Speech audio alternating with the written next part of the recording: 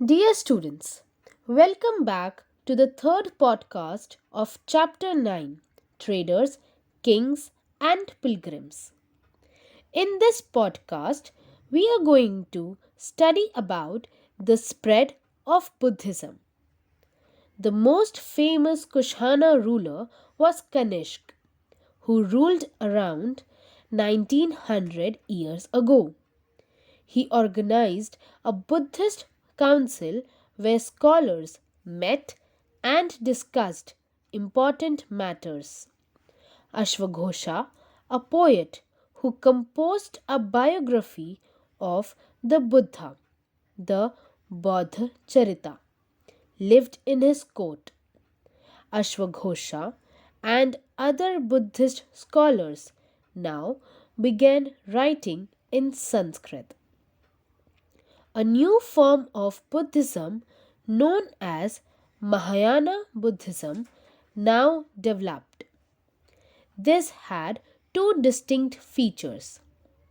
Earlier, the Buddha's presence was shown in sculpture by using certain signs. For instance, his attainment of enlightenment was shown by sculptures of the people tree. Now, statues of the Buddha were made. Many of these were made in Mathura, while others were made in Takshila. The second change was a belief in bodhisattvas. These were supposed to be persons who had attained enlightenment. Once they attained enlightenment, they could live in complete isolation and meditate in peace. However, instead of doing that, they remained in the world to teach and help other people.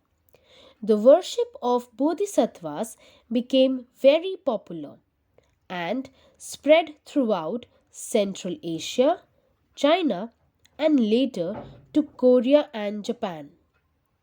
Buddhism also spread to western and southern India, where dozens of caves were hollowed out of hills for monks to live in.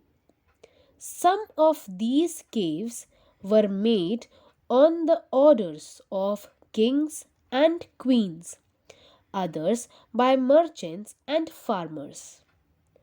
These were often located near passes through the Western Ghats. Roads connecting prosperous ports on the coast with cities in the Deccan ran through these passes.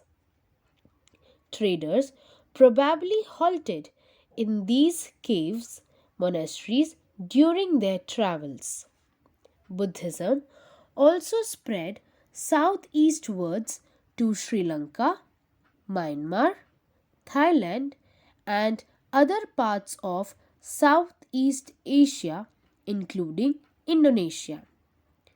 The older form of Buddhism, known as Theravada Buddhism, was more popular in these areas.